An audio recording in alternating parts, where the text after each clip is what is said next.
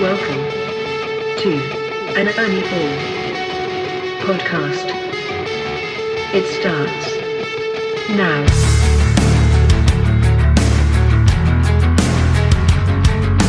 Hello, I'm Evan Ball. Welcome to Ernieball's Striking a Chord podcast. Today on the show, we have Seether, or at least two of the members. We have vocalist and guitarist Shaun Morgan and bassist Dale Stewart.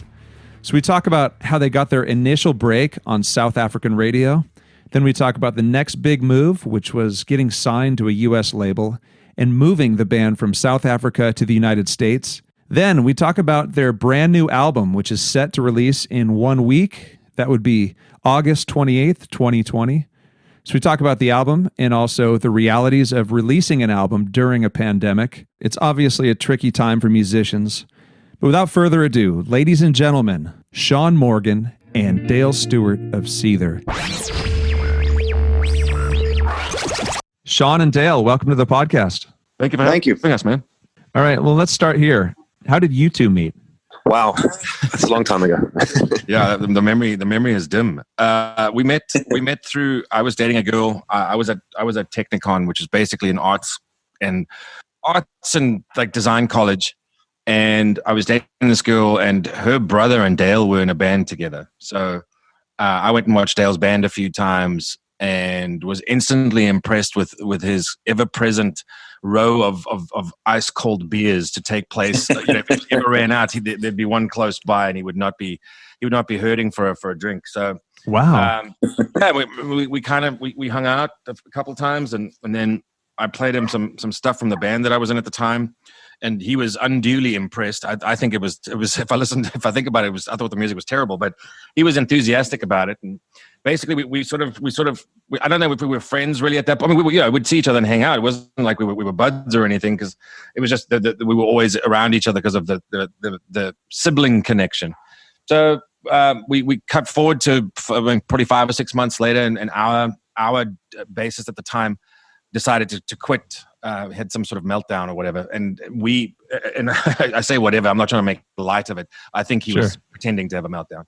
And then we had a gig coming up, the drummer and I, and we were desperately in search of a bassist. And I knew Dale could play bass. So I was like, well, I know this one guy. So we called him up, and we met up with him. We met him at a little pub. And we took with us a cassette tape of 17 tracks or whatever. I think it was 17. And we gave it to him and said to him, hey, man, can you learn these by Friday? So, because we have this show to go play to, 3 people. Yeah. And he did. He learned 17 songs, and we did. We played to the drummer's wife, her sister, and I think the bartender. But we had a blast. So that's basically how we met and how we came together. And that was, I think, the official joining of Dale, the start of Dale and I playing together was probably, I would say, January of 2000. So, good 20 and a half years ago now. Wow. All right. Yeah, well, you kind of touched on my next question. I'm wondering, what does early Seether look like? I know you actually weren't called Seether yet, but right after the band forms and in this area you're talking about, are you guys building a following quickly, or are you like playing in someone's garage, playing gigs around? We played anything we could get our hands on, man. Yeah. We were just excited to be doing it and playing, and we're just having fun. And man, if it was a house party, we'd play it. If it was a crappy club, like Shaun said, play for the bartenders and your girlfriends and shit. We do those, and but it was fun, man. Those were fun days, because I think there's something so special about imagining one day it's going to be like this, and it's going to be like that, and we're going to have a record deal, and thinking about the future, and hoping for the best, and you don't have any money, and you're scrounging for beers and stuff, but it's a really fun time. I think once you do get signed and you do have the record deals and everything, then it almost becomes, it's kind of like a job then. It's like, okay, well now I don't want to say it like the fun's over, but it becomes a little more serious. Oh yeah, like, the hard work. We've made it, now we can coast. It's like, no, well now it really starts. Now you got to put the work in and hit the road and all that. We used to tour in the drummer drummer's pickup truck, which had a canopy on the back, like a hard shell, which my brother, who was doing our sound at the time, didn't know what he was doing. And often Dale and my brother would share the back of the shell. We'd be up front driving, but taking turns, the other two of us, and we'd have a trailer on the back, and we would be carrying our own PA system. And when we would get to venues, they'd make you wait until after the dinner rush. So you'd get there at about 5, and you're sleeping in a hostel. Oftentimes hostels were exactly, if you can picture that we actually stayed in one that looked like they had that's those steel toilets from Train Spotting, but maybe a little bit less poo. We'll link to that in show notes. We were sort of in these holes in the wall, basically. There were these bunk bed things. And then the venue was just up the hill from there. So we got there. They said, no, we can't load in. You can come back at 7 or 8 o'clock and load in when the dinner rush is over and the show starts at 10. So we go down to this horrific shelter, I would even call it at this point. And we wait. We go back upstairs. Dinner's kind of over. Now we have to carry in the PA ourselves. And at this point, this PA is being held together with tape and bubblegum. It's a complete disaster. And we get in there, we set up, and now we want to sound check. And of course, now they don't want us to make any noise until the show.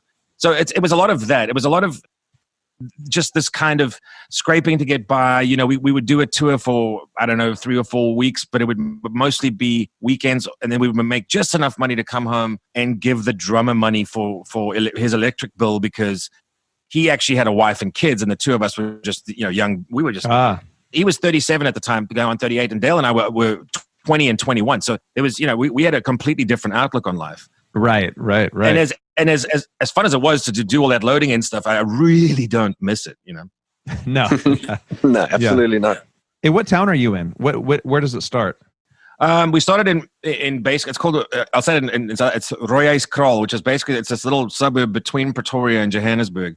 It basically means Red House Corral. And we started playing in the drummer's garage. And I started before Dale, obviously, and it was me, and there was another guitarist, and there was a girl playing keyboards and singing, and it was basically a 5-piece band. And we had a rehearsal one time with 2 of the members were gone, being the singer and the guitarist. And I said, hey, well, I've got some songs if you guys want to do something. So we started playing things like 69T, I think was one of the earlier ones that I had. And we really sort of found that was the way we wanted to go as a band anyway. We didn't want to be this 5-piece with this sort of, the woman had, she kind of sang like the old lady in church kind of voice, real nasally and whiny.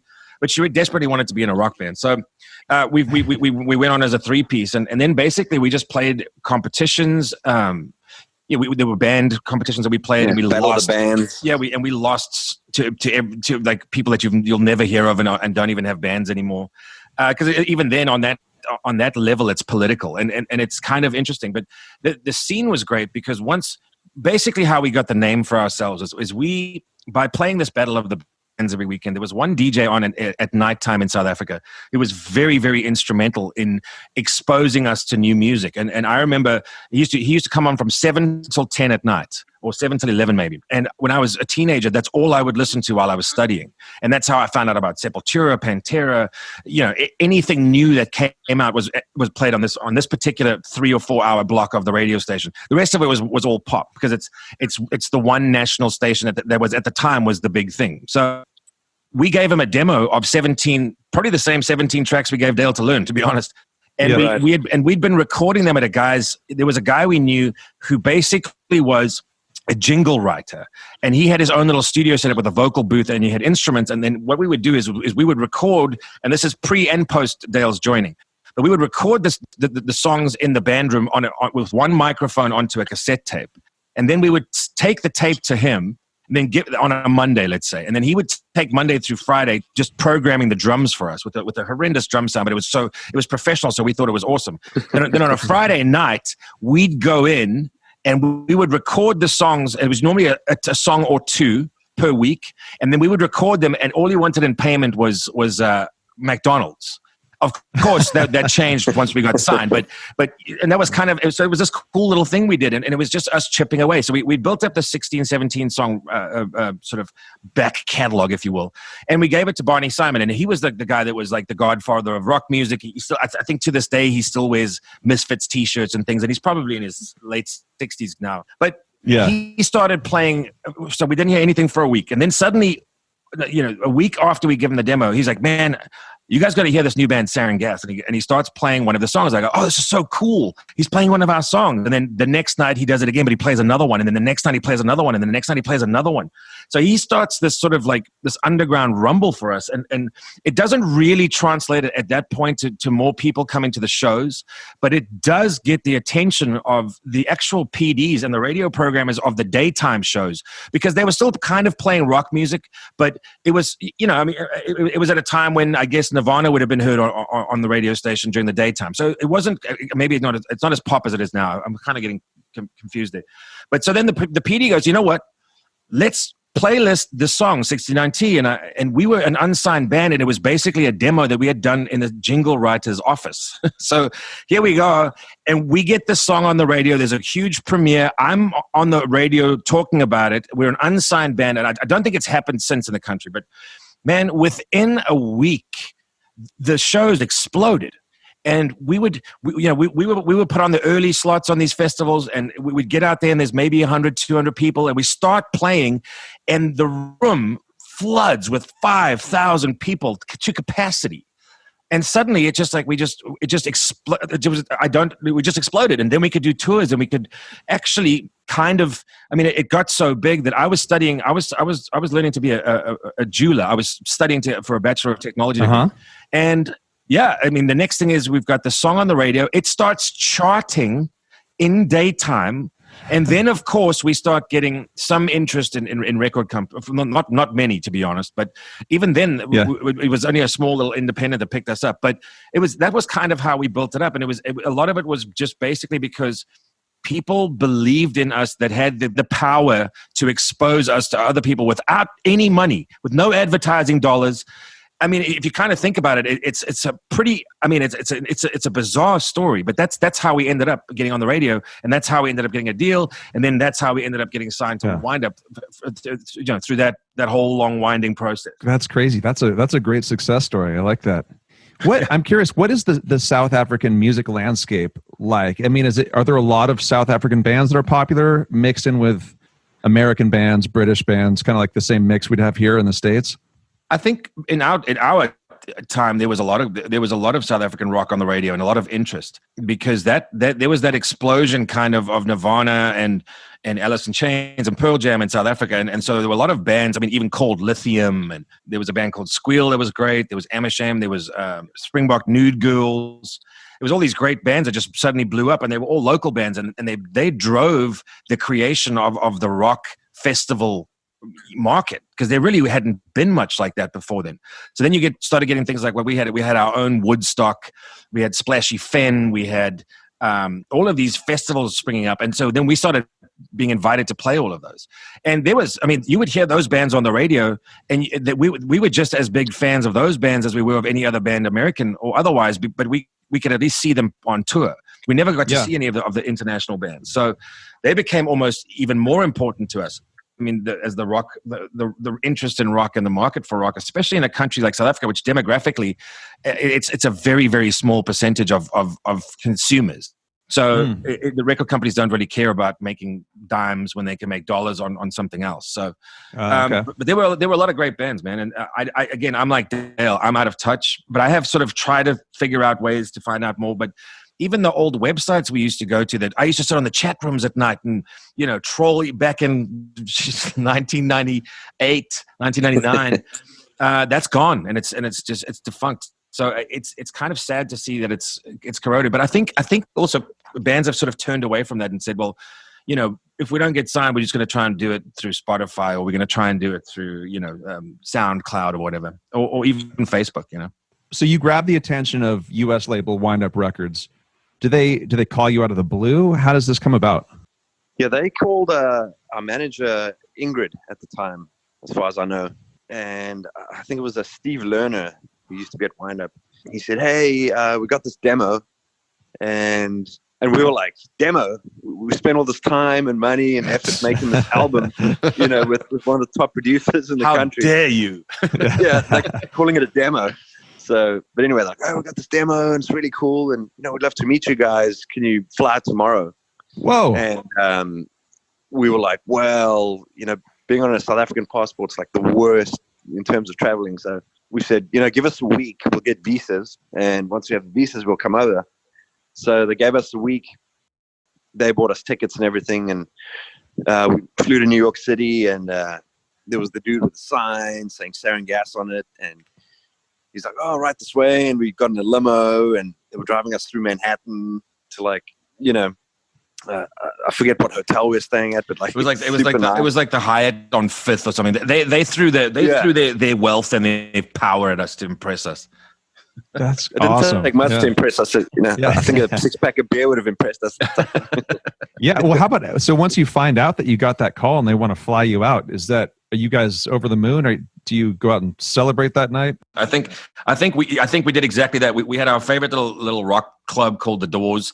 And I think we went out and we went and told the entire world that we were getting flown for this showcase. But man, we spent that week getting the visas. We were terrified we wouldn't get them. So there was this whole feeling of, this is our only shot. This is our chance to really get a deal, because we'd had guys in South Africa literally spin in their executive armchairs and just tell us, it's not what I'm looking for, sorry, and just sort of skip through the songs as fast as he could. We had other guys who sent us letters that saying, it's not what we're looking for right now, but good luck to you in the future. And, you're talking about Sony and Geffen, certainly the branches in South Africa. We're talking major labels at the time. Yeah. And so we knew for a fact that this was the shot that we needed, because it's not every day, and it doesn't happen ever really, that you get a phone call from a US label and you're a band in South Africa who's been around for a couple of years, but you've reached some sort of ceiling in the country you're in, and you kind of one of the top level bands. But if you're a South African musician, even as a professional, even as a number one selling artist, for the most part, a lot of those guys still had day jobs, and they would work in a record store or a music store from Monday to Thursday. Then they would take Friday, Saturday, and Sunday and go play some shows, and then they would be back. There's no tour buses. There's no crew. We had one crew guy one time who almost killed us in a van. But we basically, it was this excitement, but it was also this dread, this fear, because we knew this was our shot. So we basically went full anal mode and said, okay, how best can we impress this label? They have the Fragile album that we put out, but we have these other demos in the can, and which included Broken, for example. So we knew we had to impress them, because if they liked what they heard there, we thought we had better material. So we rehearsed some stuff we were going to do. We did some acoustics because we wanted to show our flexibility and our range. So we get to New York City for the showcase, and Dale and I don't own a tuner. We don't have a guitar tuner. So basically what we do is one of us tunes first and the other one tunes to him. And then I also didn't have money for strings, and neither did Dale. Dale used to boil his bass strings once a week or once every 2 weeks and throw them back on. So we don't have any strings, man. So we get to New York. I have my rusty old set of guitar strings. We start doing a little mini sound check, and I break a string. So now I'm broke.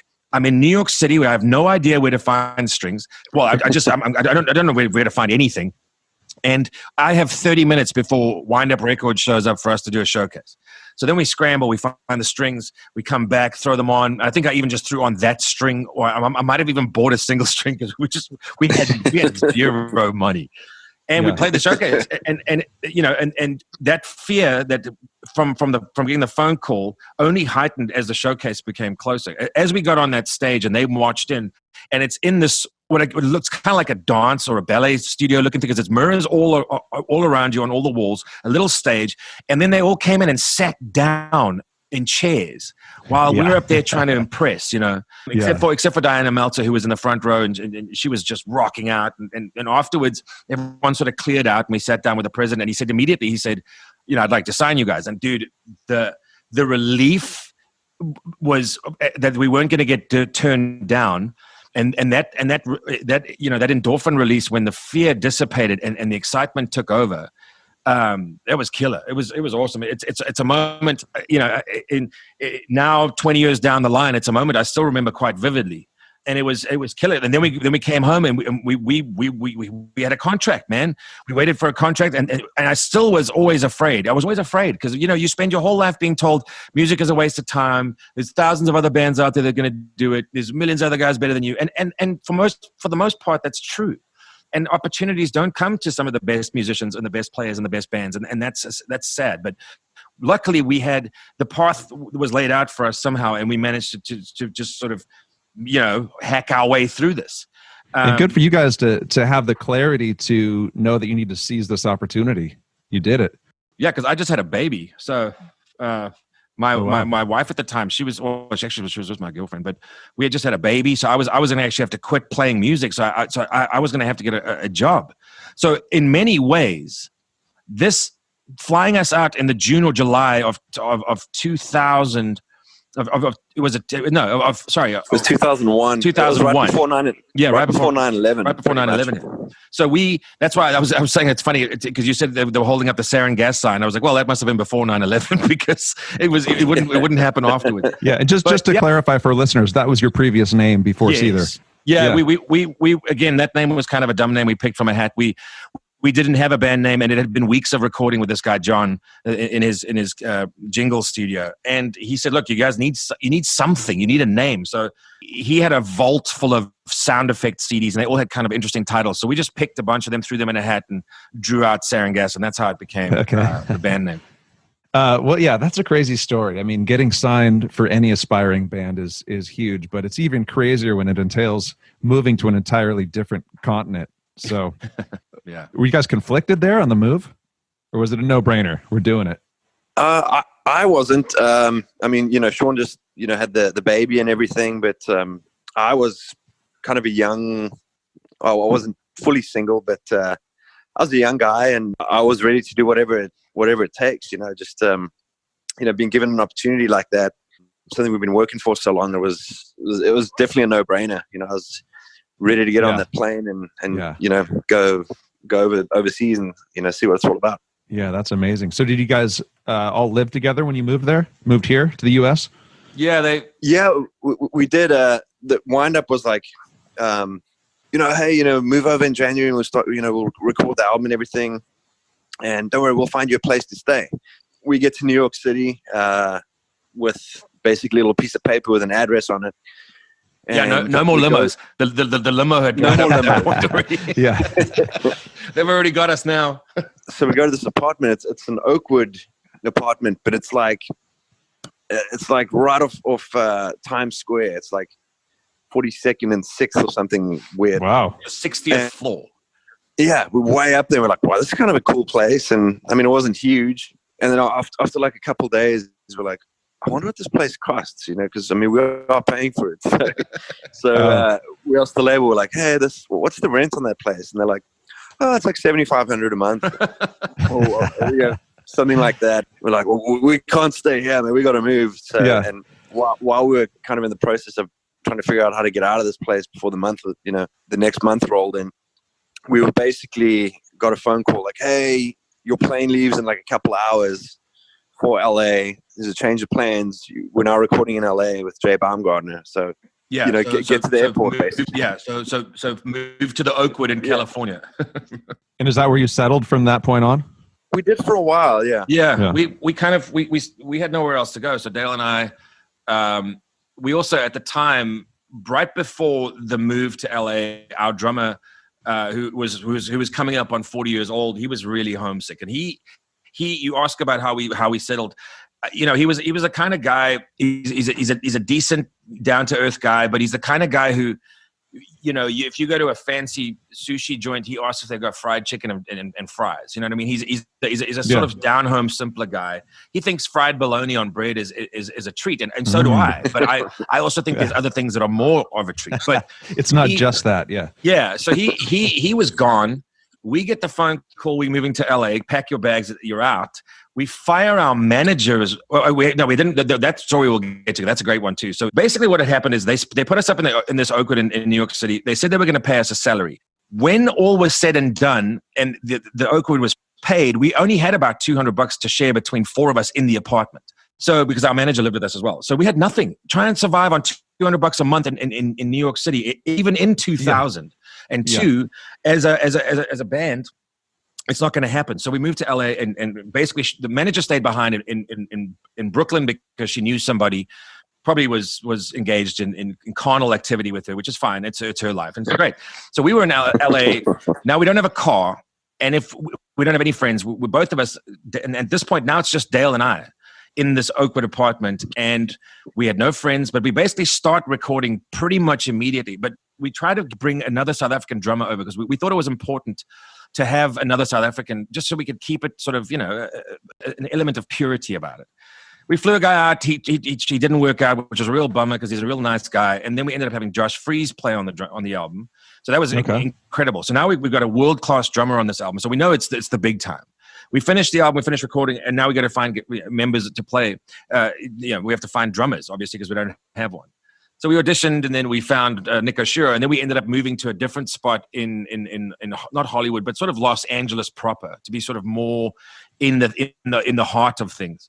And we all lived together there as well. And it was kind of, and then I flew out my wife, who we got married sort of in between there as well. Then I flew her out, and she lived with us as well for a while. So, and the baby. So there was a lot going on, and it was all kind of, if I look back at that, it was actually a really terrible time. It was like, it was just scrounging for money, trying to get by, waiting for tours, trying to get a drummer. Then we get a drummer, and he flakes.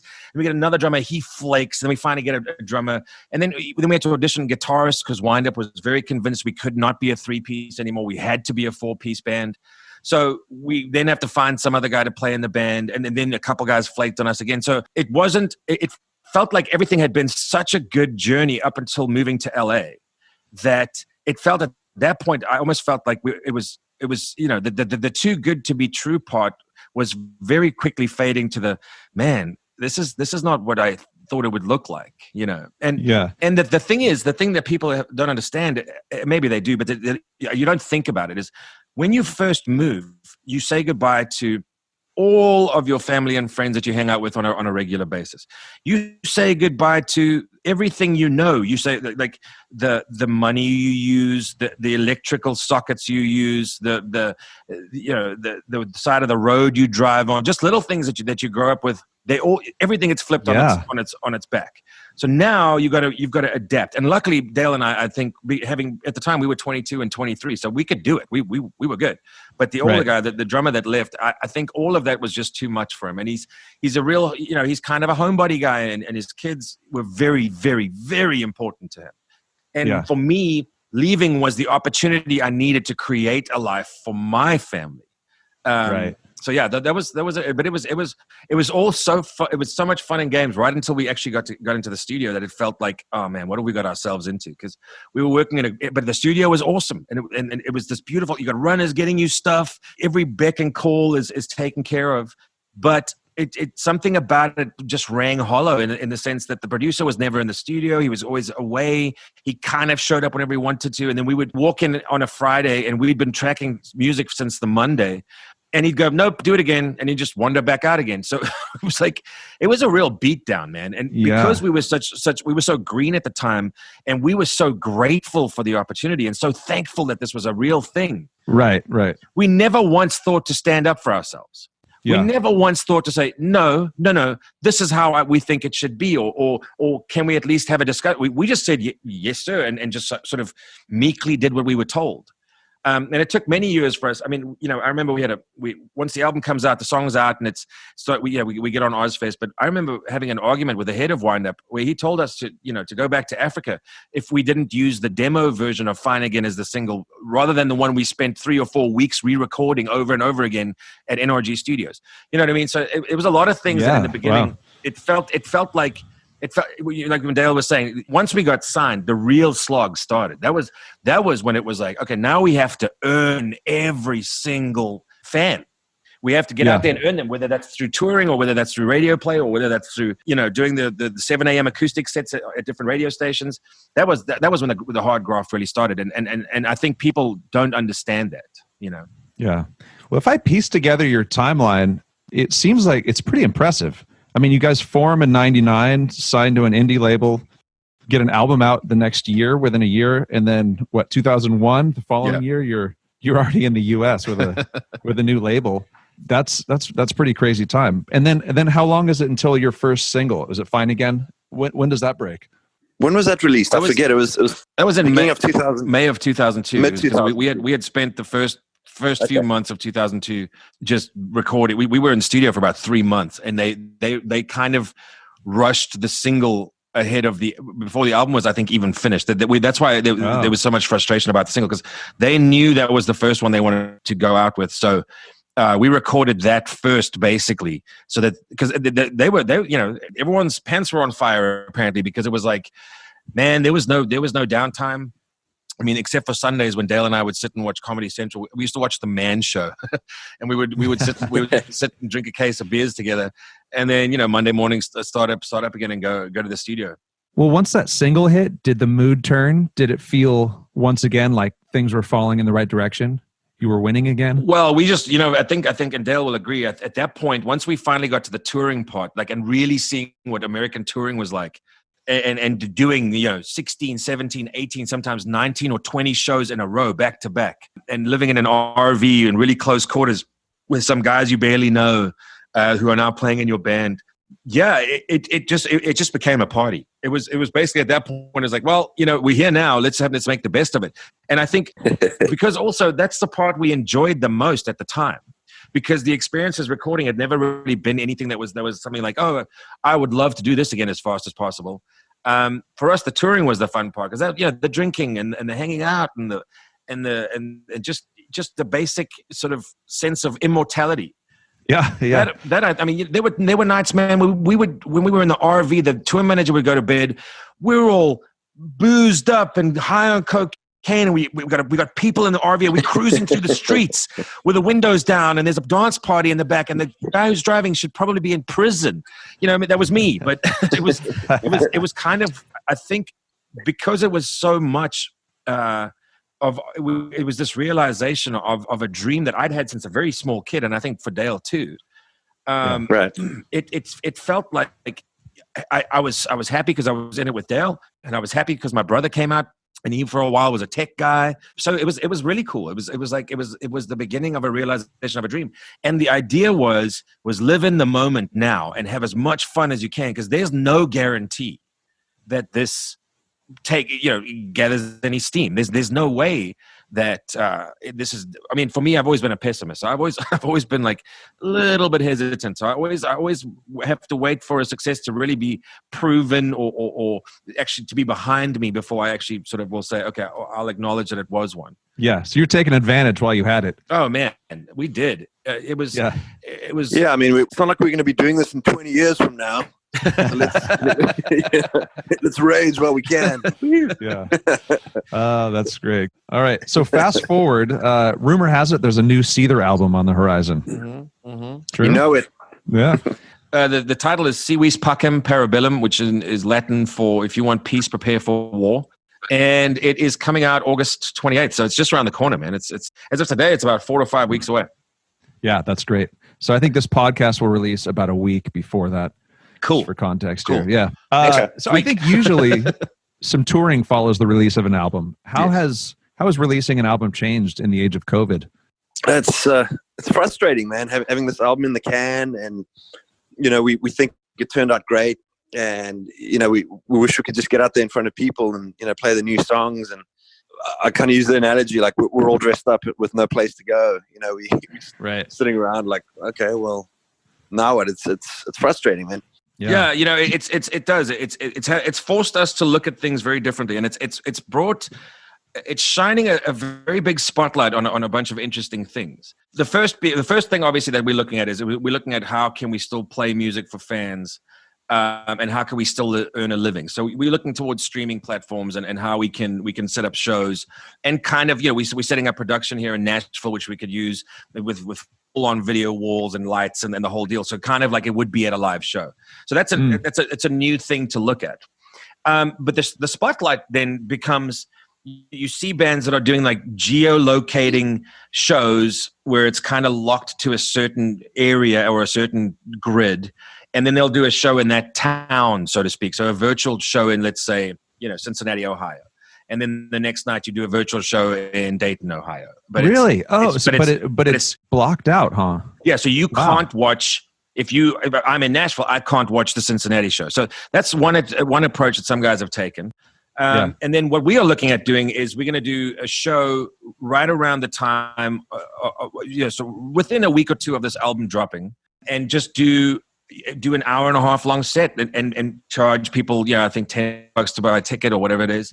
But we're going to open it up to the world and kind of make it so there's no limit. And some other guys have also limited the shows to say 1,000 people. So there's all these different approaches to it, and we just, none of us know how to navigate these stormy waters. I think it's quite an interesting time. And then the other part is you kind of feel a bit like a scumbag.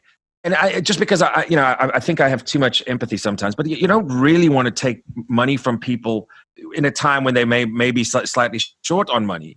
But then by the same token, we're not just half-assing the show. You know what I mean? We will be doing concerts on a regular basis.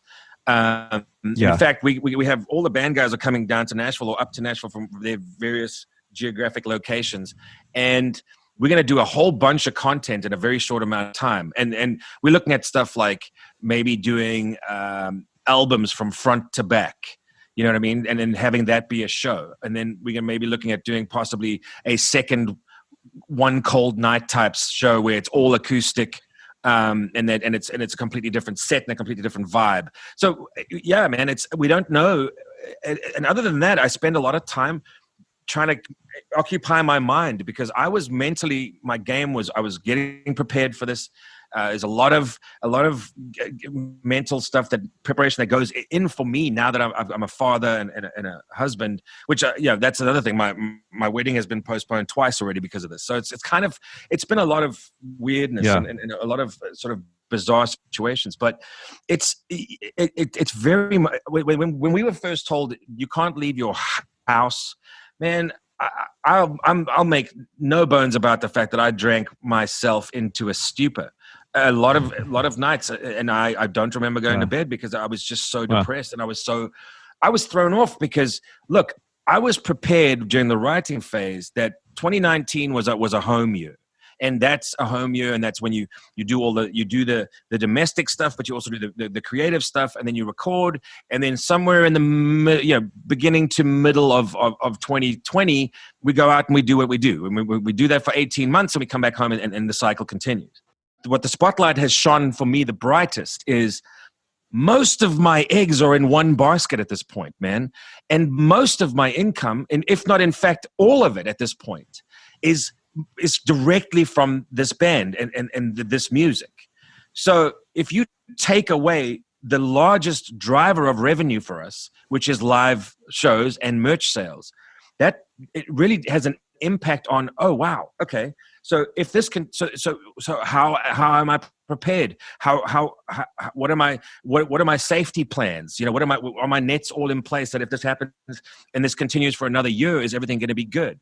So there's a lot of things that because you take it for granted that the cycle is just going to repeat itself, and that for me has shown me that I haven't really.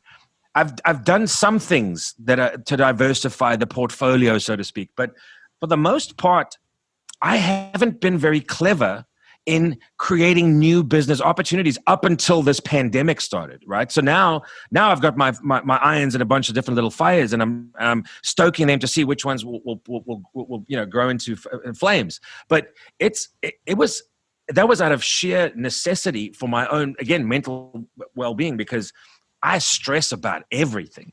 And when you add something this big onto the top of it, for me, it's been crazy, but it's actually made me look at my life and my world in a very, very, through a very different lens. And I think for the positive, I know where I could have made better decisions and where I want to direct my life in future. And I also understand that I don't want to be dependent on live shows and merch sales for my income. So these kinds of realizations have become pretty important. You know what I mean? Yeah, the whole situation is so tough, especially for gigging and touring musicians. But it's going to be interesting to see what kinds of innovations come out of this and are coming out of this. Yeah, and the influx of streamers. and I've thought about some of those. I don't know. Dale's done some sort of like takes the fans on a little inside trip to one of his fishing trips on the lake, or sorry, in the ocean, which when he's hanging out with sharks and things, which I think is insane. But I've thought about, do I jump on any of these trains and maybe start a game streaming channel where I play video games, or start a podcast? And I don't know, Dale's got his own plans, and he's had a long-term goal for a very long time. So these are the kinds of things that I hadn't thought about, and I'm kind of upset that it took me this long, but I did spend many years in a drunken haze, I'll tell you. So you don't really pay too much attention to the world around you when you the way you see it is the status quo is never going to change, and everything will just, the money will roll right in kind of situation. So I've had to rethink and relook at that, man. Hey, do you guys ever get nervous before releasing an album, or sort of anxious about critical response or even fan response? I think so. I think it's human nature to, I don't want to say second guess, because, once we make an album, I think, generally we've been pretty pleased with it. I don't think we'd be willing to put it out if we didn't think it was as good as it could be. But I think it's human nature, though, to be critical, and especially be critical of yourself and say, wow, hope it's good, hope the fans don't slate it. But there's always going to be some asshole who, of course, who thinks, oh no, it's not cool because there's not enough banjos, or or whatever it is. Yeah, it's like, we're not that kind of band, bro. Like, try and be a little impartial. There's always that one review that you're like, oh man, so you got to try not to let that get to you. But yeah, does it get to you? I try not to read them. I think the stuff that really counts is, man, when you play that song, the first time you play that song, or parts of that album live, and you watch the reaction in the crowd and the people. Yeah, that's got to help put things in perspective. Critics be damned. Yeah, no, that's what it's about, though, because it's not for the hipsters and the people that don't like your style of music, but they work for the publication, so they have to write a story, and if they say they like it, they're not going to be considered cool. That they'll have their mustache wax revoked or something. So.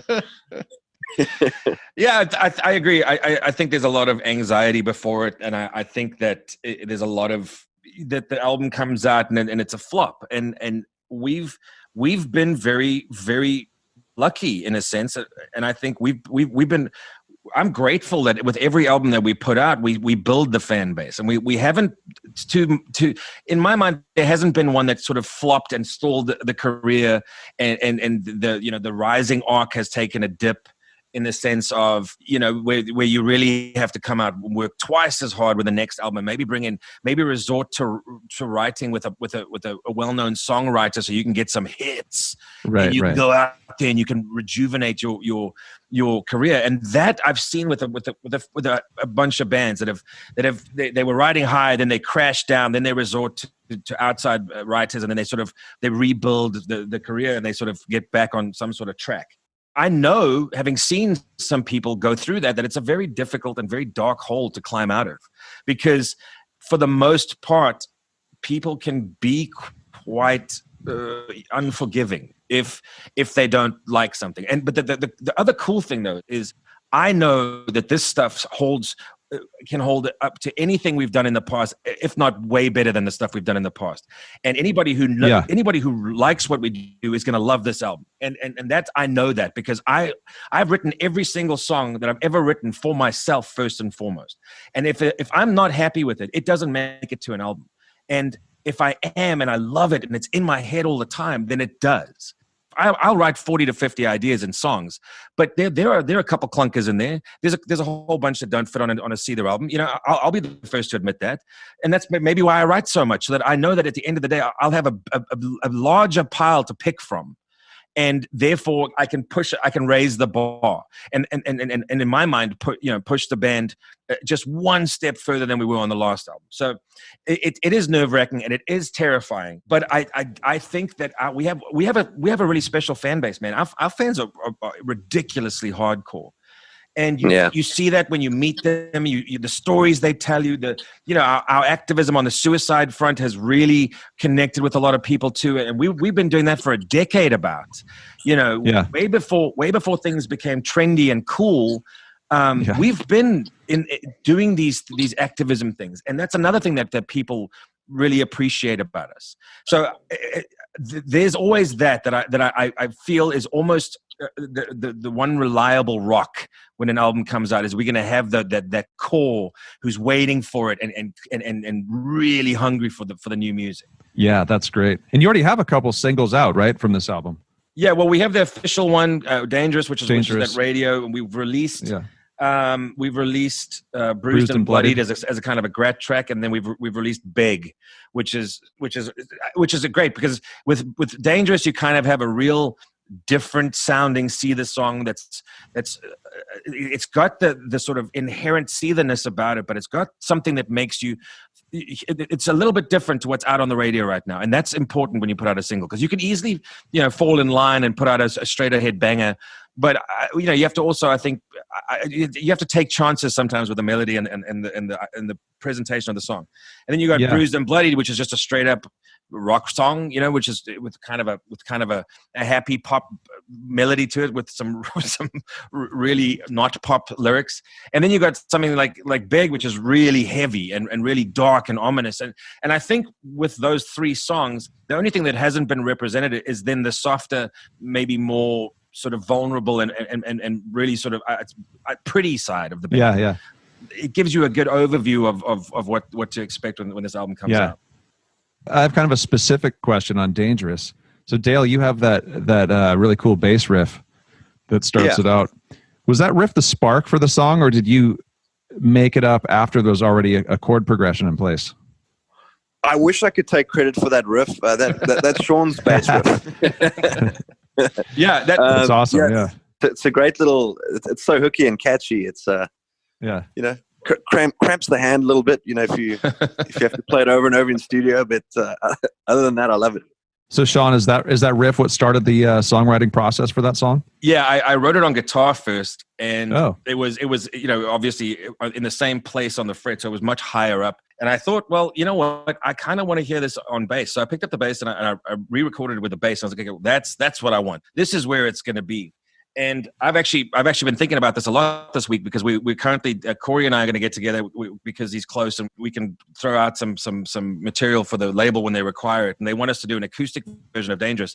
And at first I said, no way, man, because it's just got a lot of moving parts, and I don't think it's going to work. But then when I listened to it and I broke it down into all of its pieces, the bass is basically what drives the song the whole way through.